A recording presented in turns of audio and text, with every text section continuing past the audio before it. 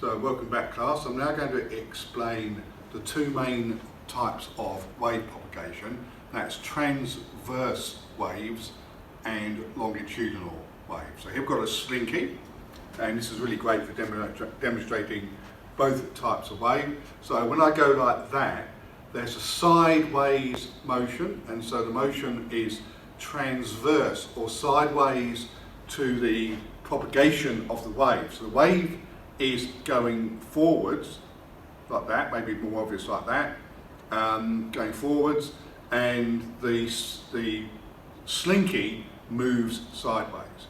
Now the other sort is where the wave kind of compresses the material.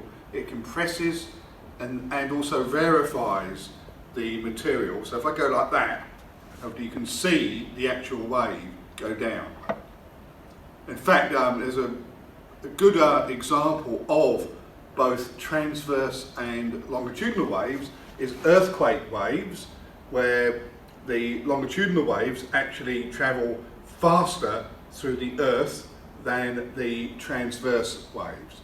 And the longitudinal waves are called primary waves, so they go faster, and the transverse waves are secondary waves because they actually go slower. Now another thing we can do, if I get close in like this, and I'm going to start waving. So this is a transverse wave.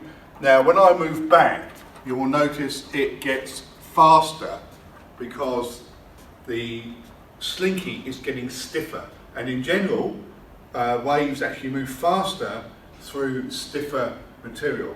So the speed of sound in air is about 340 meters per second, in water 1540 meters per second, and in steel 6000 meters per second.